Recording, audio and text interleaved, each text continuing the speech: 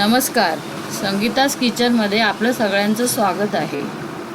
आज आपण बनवणार आहोत हेल्दी साबुदाणा खीर.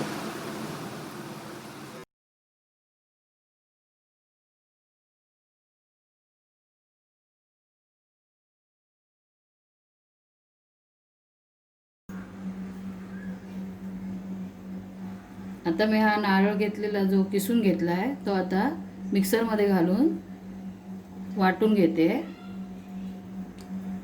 त्याचा रस बनवून घेते.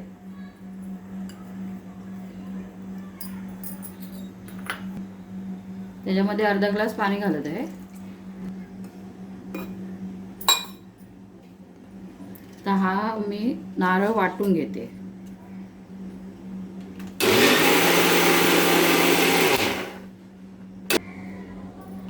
हे पाणी घालून आता वाटून घेतलंय. हे बघा आता आपला रस तयार झालाय. आता हे आपण गाळून घेऊया. पण हा रस आता गाळून घेऊया.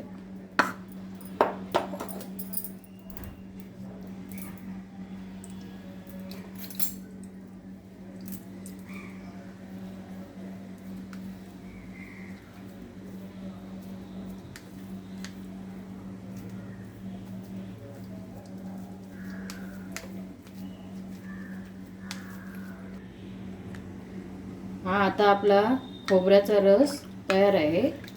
आता हे जे मी गाळून घेतलेलं होतं खोबरं ते आता पुन्हा एकदा मिक्सरला लावून फिरवून घेणार आहे.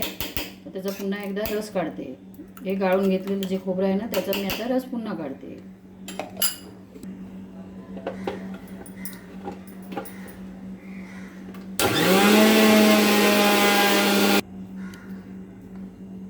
हे आता दुसऱ्यांदा आपलं वाटून झालेलं आहे खोबरं.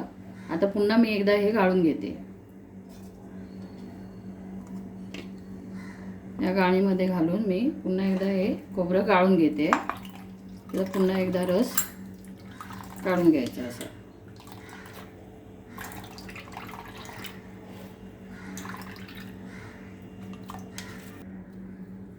अशा प्रकारे आता आपला हा नारळाचा रस तयार आहे. हे बघा, नारळाचा रस बोलतात, कोण लोक दूध बोलतात. तर हा आपल्या असं तयार झालेला आहे.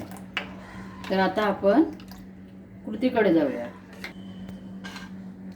आता मी हे काजू बदाम जे घेतले होते त्याचे मी बारीक करून तुकडे करून घेतले आहेत. वेलची जी घेतली होती त्याची पावडर करून घेतली आहे.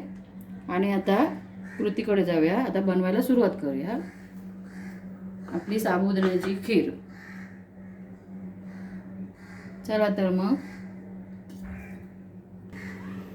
चला तर आता आपण साबुदाण्याची खीर बनवायला सुरुवात करूया. पहिलं आता मी गॅस पेटवते. गॅसवरती मी कढई ठेवली आहे. त्याच्यामध्ये ह्या बाउलमधून मी 1 आणि अर्धा बाउल पाणी घेणार आहे. 1 आणि अर्धा बाउल आहे म्हणजे 3 प्रमाण, तसं 3 कप प्रमाणे होत आहे. 3 कप पाणी आहे. हे पाणी आता आपण चांगलं उकळून घ्यायचं आहे.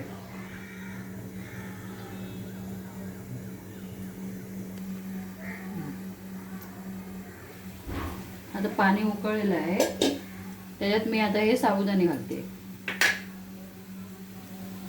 साबुदाणे 1 बाउल आहेत. हे बघा, हे साबुदाणे घातले आहेत. हे साबुदाणे मी 2 तासापूर्वी पाण्यात उंबळत ठेवले होते आणि त्याचं पाणी 2 तासानंतर हे उंबळून चांगले हे बघा असे फुललेले आहेत. ते पाणी टाकून घेतलं आहे. ते उंबळल्यानंतर आता असे फुगले आहेत ते. आता ह्याला 10 मिनटं असं उकळून घ्यायचं आहे. म्हणजे साबुदाणा जरा शिजेल तोपर्यंत आपण ह्याला उकळून घ्यायचं. आता झाकण खोलते, बघूया आता शिजलं काय. हां, हे बघा आता साबुदाणा चांगला शिजलेला आहे. बघा शिजला आहे. आणि त्याच्यामध्ये मी हा गूळ घालते.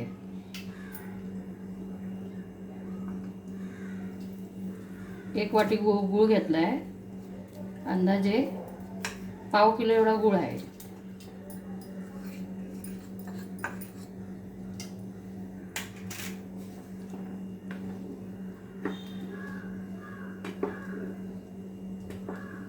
आता गूळ चांगला विरघळू देऊयात.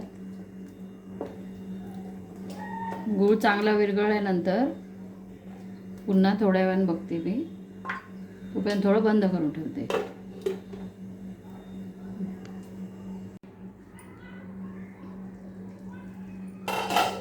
तर गूळ घातल्यानंतर हे आता चांगलं एकजीव झालं आहे. गूळ आणि साबुदाणा आहे बघा, थिक झाले, आता घट्ट झाली आपली ही खीर. त्याच्यामध्ये आता आपण ड्रायफ्रूट घालूया. मी ड्रायफ्रूट्स टाकते.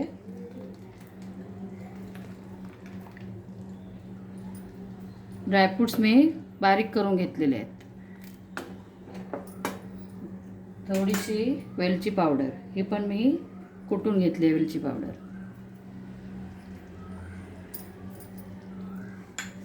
आणि चवीपुरता आपण मीठ टाकायचं आहे, कारण मिठामुळे त्याला टेस्ट चांगली येते अजून. ह्याच्यामध्ये मी गूळ घातला आहे, ते गुळाची पण टेस्ट याला चांगली असते. आणि काय काय लोकांना डायबिटीस असतो, ते डायबिटीसवाल्यांना पण हे खाऊ शकतात ते लोक पण.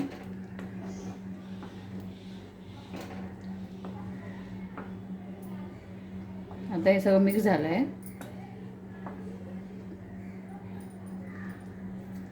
तर थोडा वेळ जरा मी झाकून ठेवते, याला झाकण मारते, ठेवते थोडा वेळ.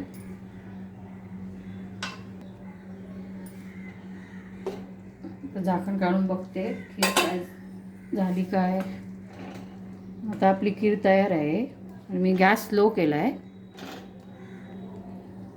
तर स्लो गॅसवरती असतानाच आपण हे दूध घालून घ्यायचं. नारळाचं दूध जे बनवलं आहे ते घालून घ्यायचं आणि हलवत राहायचं.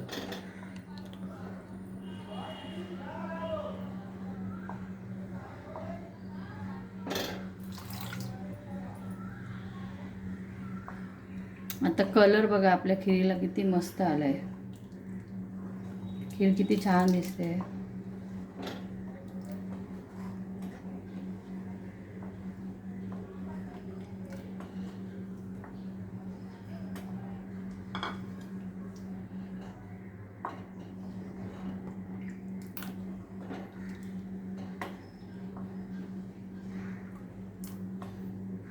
आता खीर आपली तयार झाली.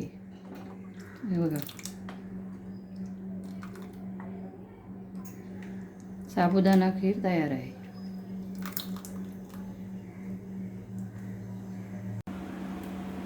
आता आपली खीर तयार आहे. तुमच्याजवळ जर केसर असेल तर तुम्ही ते गार्निशिंगसाठी घालू शकता, त्याने कलर पण छान दिसेल. तुम्हाला व्हिडिओ जर आवडला असेल तर लाईक, सबस्क्राईब आणि शेअर करा.